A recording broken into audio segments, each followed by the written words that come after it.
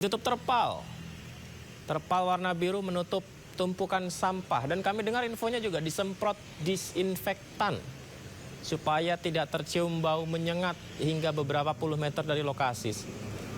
Bau busuk tercium karena tumpukan sampah tidak hanya berupa botol plastik tapi juga sampah rumah tangga basah dan sisa-sisa makanan. Akibatnya sampah jelas mengeluarkan bau yang tidak sedap, apalagi ada hewan pengurai seperti belatung ya.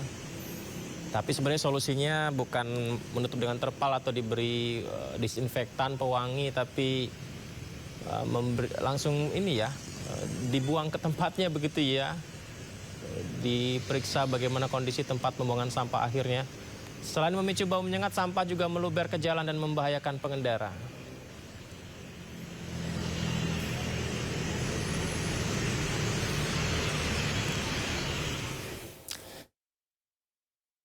Sampah memang selalu menjadi masalah utama. Berbagai cara dilakukan supaya tak menggunung, namun sampah masih ditemukan bertebaran di perumahan, jalan-jalan, bahkan aliran sungai.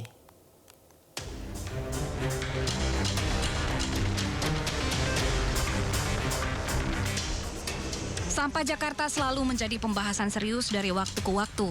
Namun hingga kini masih belum ditemukan solusi yang bisa menuntaskan masalah ini. Dari jalanan hingga aliran sungai masih jadi tempat pembuangan bagi manusia yang tak bertanggung jawab. Padatnya penduduk Jakarta turut berdampak pada total jumlah sampah harian di kota ini, yaitu 8.600 ton per hari. Sepanjang tahun 2025, sampah Jakarta diperkirakan telah mencapai angka 3,17 juta ton. Sebagian besar sampah didominasi sisa makanan, plastik, dan kertas yang berasal dari rumah tangga. Sementara kawasan perdagangan menyumbang sampah kedua tertinggi sebesar 21,6%. Pasar tradisional juga turut menjadi sumber penghasil sampah ketiga terbesar, yaitu sebanyak 16%. Ironisnya, berbagai jenis sampah bercampur sehingga menjadi sulit untuk dipilih dan didaur ulang. Tumpukannya mengalir hingga ke tempat pembuangan akhir seperti Bantar Gebang salah satunya yang semakin hari semakin padat. Untuk Bantar Gebang, karena kita akan segera memulai PLTS membangkit listrik tenaga sampah di Bantar Gebang, sesuai dengan pembicaraan dengan Danantara pada waktu itu dengan Pak Rosan secara langsung akan ada 2 pembangkit listrik tenaga sampah dan mudah-mudahan 55 juta yang sekarang stok ada di Bantar Gebang secara signifikan pelan-pelan. Berbagai kebijakan pengelolaan sampah telah disusun pemerintah, namun realisasi di lapangan tentu saja butuh dukungan. Situasi ini tidak hanya merusak pemandangan, tetapi mengancam lingkungan dan juga kesehatan.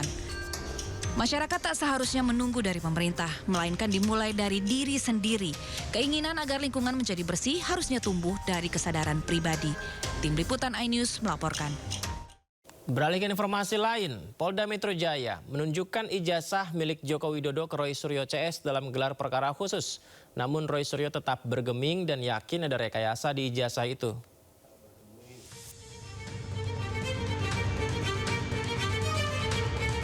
Drama kasus tudingan ijazah palsu Joko Widodo tetap berlanjut. Meskipun ijazah asli telah ditunjukkan oleh penyidik kepada Roy Suryo CS, namun ia tak bergeming dan yakin ada rekayasa pada ijazah yang ditunjukkan. Roy Suryo menilai ijazah Joko Widodo yang ditunjukkan polisi pada gelar perkara khusus berbeda format dengan ijazah yang terbit pada tahun 1985 dari UGM. Jadi insya Allah hasil dari kami tentang 99,9% palsu itu tidak berubah. Tidak bergeser 1 mili pun. Ya, bahkan sampai the last minute, kami akhirnya sama seperti klaster 1 tadi, dipertunjukkan sebuah barang yang diklaim itu adalah ijazah asli katanya, ijazah analog dari seorang yang namanya Joko Widodo. Saya harus berkata dengan terus terang, saya bukan hanya hobi komputer. Saya adalah seorang tukang potret sejak zaman analog dulu. Saya memotret sejak zaman film seluloid. Dan saya bukan hanya bekerja di lapangan sebagai tukang foto. Saya adalah orang yang juga bekerja di kamar gelap. Jadi saya mengerti bagaimana komposisi kalau misalnya kita pakai fixer, kita pakai pengembang, film itu dicuci, kemudian dicetak, kemudian kertas film apa.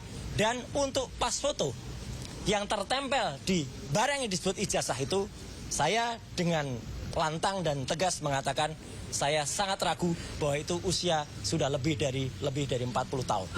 Terlalu tajam, terlalu baru barang itu sebagai sebuah foto yang dicetak dengan kertas foto di tahun 80-an.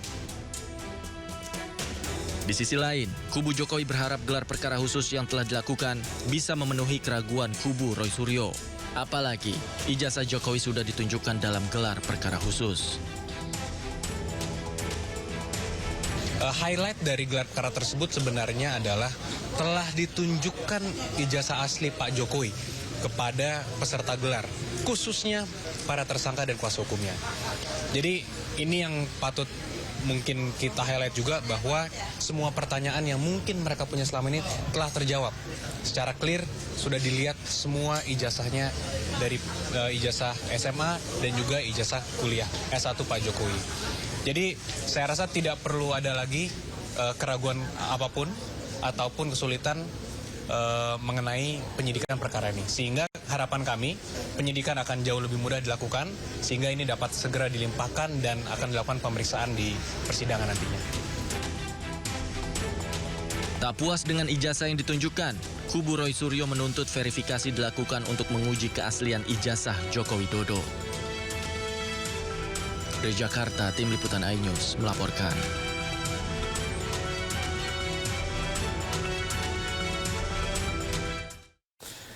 Berikutnya pemirsa, polisi jerat Adimas Firdaus atau yang dikenal dengan nama Resbob dengan Undang-Undang ITE akibat ujaran kebencian yang bikin heboh disampaikannya di media sosial beberapa waktu yang lalu ya. Resbob pun terancam hukuman penjara hingga 6 tahun lamanya.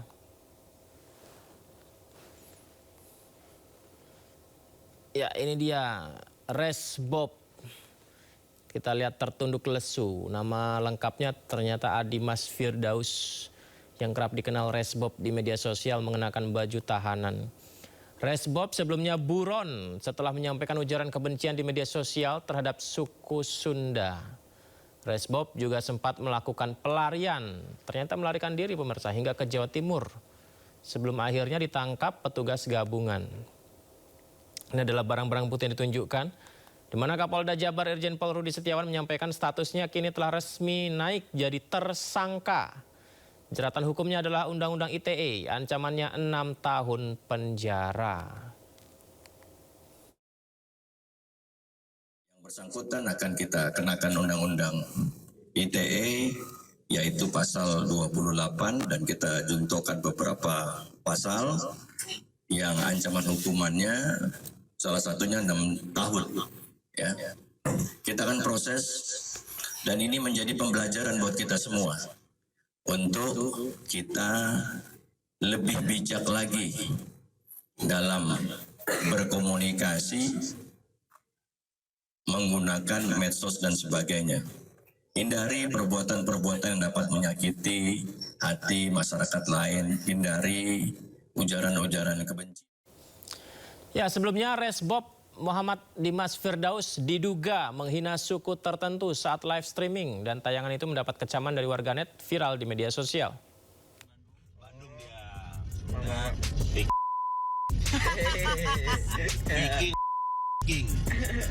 Kata-kata hari ini, Bob. Inilah potongan rekaman video live streaming influencer bernama Muhammad Adimas Firdaus alias Resbob. Dalam video yang viral ini, Resbob mengucapkan kata-kata bermuatan sara terhadap suku Sunda serta supporter sepak bola. Bandung dia. Bahkan, si perekam video juga menertawakan hinaan tersebut. Ucapan Resbob sontak menuai kecaman dari warganet, termasuk Wakil Gubernur Jawa Barat Erwan Setiawan yang geram dengan kalimat provokatif Resbob. Saya terus terang, saya sebagai seorang yang terlahir dari suku Sunda, saya merasa sangat terhina, saya sangat marah. Saya berharap kepolisian segera menangkap orang tersebut karena ini sudah sara. Ini bisa memecah belah kesatuan bangsa. Meski telah membuat video klarifikasi permintaan maaf, namun Resbob tetap ditangkap oleh polisi. Tim Liputan iNews melaporkan. Ya sudahlah ya, soal Resbob kita lupakan. Kita sekarang fokus terhadap persoalan-persoalan di negeri ini yang lebih penting ya. Pemirsa, berpotensi merugikan buruh tolak penetapan upah minimum provinsi 2026. Selengkapnya usai jeda, tetaplah di Sindo Prime.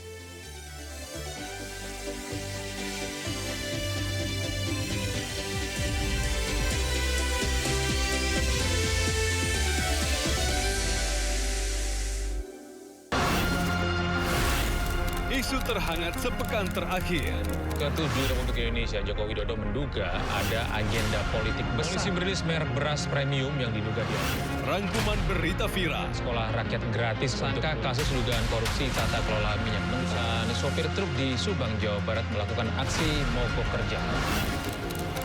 Temukan semua informasinya di Top Issue setiap Sabtu dan Minggu di Sindo News TV.